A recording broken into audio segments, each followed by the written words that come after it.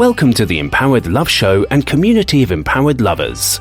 Empowered lovers stay focused, take action, spread love, inspire change, practice self-love, forgive fully, and are unstoppable. Empowered lovers wage war against negativity, painful counseling, wasting time talking, and win. An empowered lover creates their relationship destiny through thoughts, actions, and awakening their love energy. They are not shackled to wait for their partners to change. They act and be the change they want to see. If this speaks to you, be sure to subscribe to the show, spread the word, and join the Facebook community of empowered lovers by searching Empowered Lovers. Hi and welcome, this is Nicola Beer and I'm so excited that you're joining me in this episode because we're talking about the blame game. How to stop the blame game. Are you blamed for everything in your relationship? If so, today is about showing you how you can effectively respond to blame and enhance your marriage.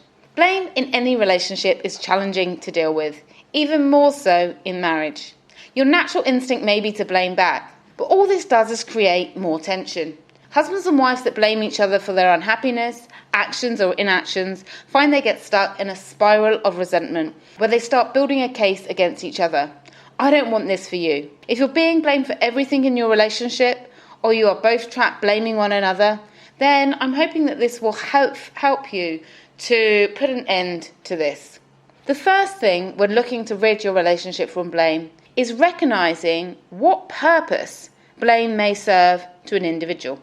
Some people revert to blaming others because it protects their self-esteem by diverting attention away from themselves. Others revert to blame because they have learned early on in life that it's painful to be wrong or in the wrong. Some people may blame because it's easier than facing the truth. Then there are some of us who were raised by parents who never took responsibility for their actions. When you're able to look at what is blame doing for your spouse and have compassion, you'll be well on your way towards a path of a blame-free marriage.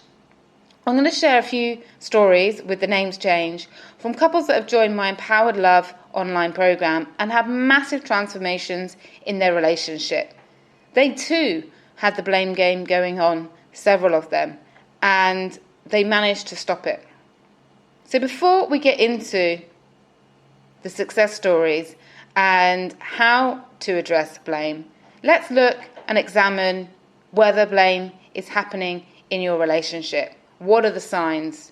So I'm going to read some statements and just make a mental note if you're driving, or some people clean when they're listening to my audios or walking or at the gym. So make a mental note if the statement is true or false for you. And if you're listening where you have a pen and paper, you may want to number the statements that I say and put T or for true or F for false. Okay, so statement number 1. My partner often blames me for our marriage problems. My partner often blames me for his or her unhappiness. We are both fed up with certain aspects of our marriage. My partner refuses to acknowledge their contribution to the problems. My partner blames me for their behaviour. Whenever I try to discuss our relationship with my partner, I end up being blamed. My partner refuses to talk about certain issues. I refuse to acknowledge my contribution to the problems. I shut down when I am blamed or retaliate. The more of these signs of blame that exist in your relationship, the bigger blame is impacting your marriage happiness. A common question I often get asked is, Nicola, what can I do or should I do when my husband or wife blames me for the marriage problems? And this is what I'm going to address here with you today.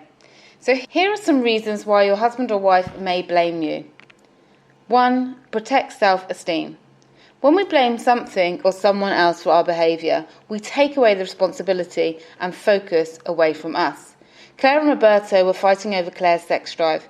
She was not in the mood for sex after the birth of their second child. She became less and less interested and more frustrated with her husband's advances. She was tired of doing everything single-handedly in her home.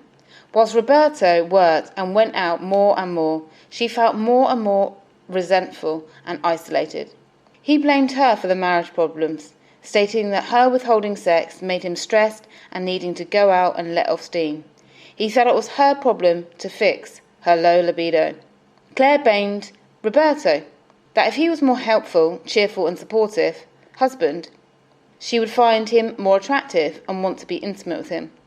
They were stuck in this vicious cycle of blame, and neither felt loved or heard. Both were refusing to look at their own behaviour. It was far easier to blame than look within and be willing to make the changes. Both secretly felt, I don't want to have to change. They are the one that needs to change. When we blame others for what we say, think and do, we give away our power. It also damages the relationship because we stop acknowledging and addressing the real problems. Ignored issues only get bigger. The often unconscious thought process for those who blame their spouse is, if I blame myself, I will feel inadequate. If I blame my spouse, I may get what I want.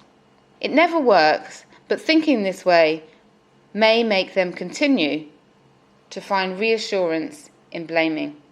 Mike was having a stressful time in the office, and instead of blaming work, he was blaming his wife for his stress because she didn't make the home as tidy and as quiet as he liked. For such men and women, their spouse is playing the role of a scapegoat. It protects the self-esteem but harms the marriage. The more a person is insecure, the more they will resort to blaming. This is where compassion can come in, recognizing that blaming is often not personal, just a way of coping with insecurities. The second reason that individuals blame their partners for things in the relationship is because the blaming is habitual. Sometimes people blame because it's what they've learned to do throughout their life, where blaming has become a habit. Often a person will pick this up from a partner or influential figure growing up, like a parent. People that do this may not know how to deal with conflict or relationship problems in a healthy way. I have someone like this in my close family. Actually, my mother. She still amazes me how she can blame everything on someone else. Even if she's decided to take an action, she will say that she heard it on the radio that this was a good idea, or she heard it on TV, or she told my other sister, and my sister didn't say not to. So sometimes she blames things on people's inactions. And it took me some time to realise that she just couldn't tolerate responsibility. She just couldn't accept responsibility for her actions. And she's always been like that. And so she probably learnt that. And I believe that everyone is doing the best they can with the resources that they have. I used to get angry. But now I really feel for her. She doesn't have another way to deal with problems. She doesn't have another way to handle and to look within. She doesn't have that strength and that courage to say, I made a mistake. I'm wrong. And it makes me love her even more. Because I just really feel for her that, perhaps she's so stuck in this way of dealing with problems. And it doesn't deal with any problems, because if you don't take any responsibility for your life, you give away all your power. It's a horrible way to live. And so my resentment or my anger then just turned to complete compassion. Because it takes strength to say, look what I'm doing. It takes strength to realise and own up to what we're doing to cause problems in relationships. The third one is blame for change. The great thing about a partner who blames is that they are expressing their viewpoint and the existence of problems. This is healthier for the marriage than bottling up frustrations inside, as denial of problems and burying one's head in the sand makes it far more difficult to resolve issues. It is also a sign of wanting the relationship to change for the better. A person who blames will stop blaming if they no longer care about the relationship, because that's when they switch off. That's when they decide that the relationship is hopeless. So if your partner is still complaining and still blaming, then that is a positive sign. Even if right now they see the only way to improve the relationship is you improving yourself, it's an indication that they care. And then you can use the blame to create more change. So let's look at why we need to stop the blame game. Blaming is self-destructive. It's disempowering rather than empowering. It hurts the relationship and blocks closeness. The fact is, people who blame create more negativity for themselves and others. If you allow your spouse to repeatedly blame you, you will eventually emotionally reject your spouse. There is nothing loving about allowing yourself to be a victim and vice versa. Marriage counselling often focuses on blame, where a couple go and each take it in turns to share why they think their partner is at fault for their problems. Which is why my approach to strengthening marriages is very different to traditional marriage counselling. There is no blame, there is no painful conversations. I work with the couple individually, and then together we create strategies and actions to move forward. I meet many couples who get caught in the blame game through marriage counselling and leave feeling worse off and even further apart than ever before. And this is why the Empowered Love online program that I created ensures that actions are being taken and any change that is occurring is lasting, because it comes from the person that's going to make that change. Change doesn't last if we feel forced to make that change, if we are doing it because someone has told us to do it. And that is another reason why sometimes people go to marriage counselling and then feel like the changes don't last, or they try to save the relationship on their own by talking and feel that the relationship doesn't last. And that's because the actions that are being taken are not sustainable, they're either too much, they haven't come from the individual that's making those changes. The only way for lasting change is through inspired, giving, loving action. Occasionally, people who blame want marriage counselling because they want their therapist to side with them and blame their spouse. This does not help the couple either. Whether the marriage therapist agrees or doesn't agree, it's not going to make anything better in your relationship or your home. Some people desperately want the marriage therapist to say their partner is wrong, and when they don't, they blame the marriage counsellor for being wrong and not very good, and so they quit counselling. And as I mentioned, the key is to realise that talking alone does not save a marriage, only actions do, which is why forward-focused coaching is far more effective than marriage transformation. So if you want to save your marriage alone, or you're going to get support, make sure whatever you do that you find someone who is forward-focused and also supports you to make changes within you, because we can only really work on ourselves. We can't really work on the relationship. We can work on ourselves showing up in the relationship. We can work on our own feelings, our own inner world, and how we relate. If you haven't already seen my Marriage Secret Masterclass, it's 60 minutes, and I show you how you can completely transform your relationship from the inside out. The link is going to be put with this show, so watch that, and it's really, really powerful. It's got a 98% success rate in changing relationships just in 60 minutes. Because remember, who is right and who is wrong ultimately is not the issue here. The real issue is what can you do to increase the love and connection between you and your spouse. So I'm going to share with you now what you can do to stop blame in your relationship. First, realise that you cannot stop them blaming overnight. But with the right loving actions and words, you can make headway and bring about a positive change quickly. Those I coach and help to put an end to their partner blaming find by far the best and most effective way for long-term change is being consistent, leading by example, and following the steps that I'm going to share with you now. So the 5 key steps. Number 1 is to listen wholeheartedly. We all want to be heard in our relationship and feel like our opinion matters and is valid. When our partner raises complaints about us, the worst thing we can do is ignore it. I cannot tell you how many people share with me in the Empowered Love program that it was only when they joined the program they started making massive changes. They started taking massive actions to make each other happy. Husbands and wives confess that their husband or wife asked for change years back or months back, and it's only through the program they felt inspired and equipped to act. So if your partner has made complaints, listen to them and take action.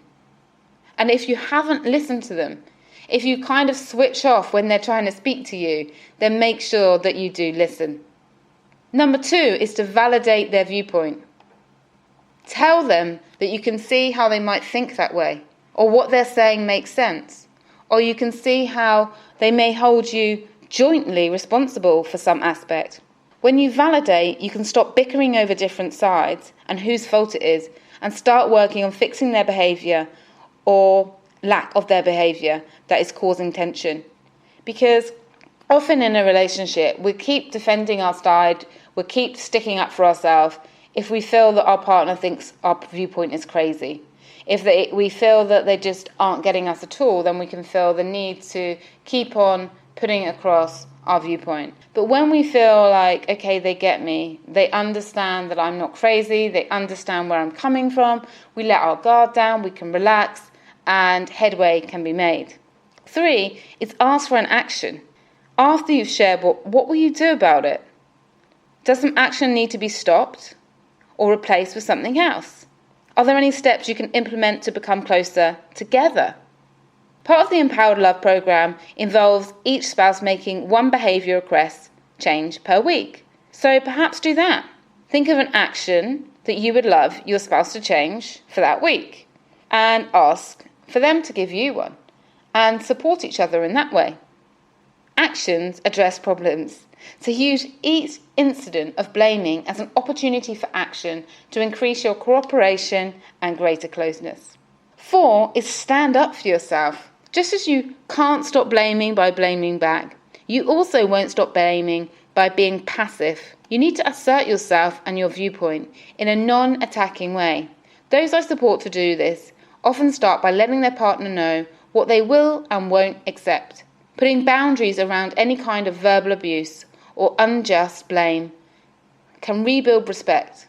For example, Martin's wife cheated on him for a year and blamed him for it. After working with me to transform his relationship, he said to his wife that he could not accept responsibility and blame for her cheating, but he could acknowledge and apologise for all the things he failed to do. By accepting responsibility for his part and standing up for himself, he was re-establishing the respect and leading by example by owning up to his part in their problems. Sue was another lady that I was working with. She said to her husband that she would not accept his verbal abuse. That abuse is a choice and not a result of anything she has done. She started to earn his respect back by respecting herself like this. Standing up for yourself will do nothing to threaten or harm your spouse. They are not attacks. They are simply a way of saying what you will and won't tolerate in a fair way. It can take away any payoff in them blaming you, causing the blaming to stop. And the last one that I wanted to mention today is to be loving. And the last one I want to share is be loving. Increase the love and compassion in your marriage by being as loving as possible, even throughout their blaming. Consider the fact that their self-esteem could be low and they are blaming as a way to protect themselves or because they just don't know any better. Showing compassion for them will dissolve distance and repair when done in parallel, with respecting yourself. A loving home can be created when everyone is respected and responsible. And with this, the key is really being the change that you want to see, as Gandhi said, leading by example, giving love, and rather than retaliating back with blame, listening, empathizing, and finding a new way forward through actions. This is what it takes to really become closer. So if you're inspired to take more action now, then I'm going to put the links with this episode, the links to book a free call with me. If you're struggling in your relationship right now, I do offer a 30 30-minute relationship rescue consultation where we can look at what's happening in your relationship and how to improve it. I have the 60-minute masterclass, which I'll put the link here. And I also have the ebook, 7 Secrets to Saving Your Relationship, or Fixing Your Relationship, should I say. So if any of those interest you, be sure to look at the links, and I wish you a wonderful, wonderful week ahead. And just a shout out and a thank you to those of you who have left a rating and review this month. I really, really appreciate it. It keeps me inspired and motivated to create more episodes. If there is a topic that you would love me to talk about, if you want to have the answer to a burning question, please email me. The reason that I'm actually created this episode is because a lovely lady wrote to me and said about blame in her relationship, and I thought, wow, I'll share the transformations and what has worked for those that are in the Empowered Love program. So I hope this has been useful for you again, and take care of yourself until we are together again. Bye. Thank you for listening to the Empowered Love Show with Nicola Beer. We are delighted to be connecting with you in this way. Our mission is to spread more love in the world and for everyone to live a passionate, happy and love-filled life. If you haven't already watched the Empowered Love Formula Masterclass or booked a free Empowered Love Strategy session, you can sign up for free using the link listed alongside this episode, or reach Nicola Beer at www.nicolabeer.com.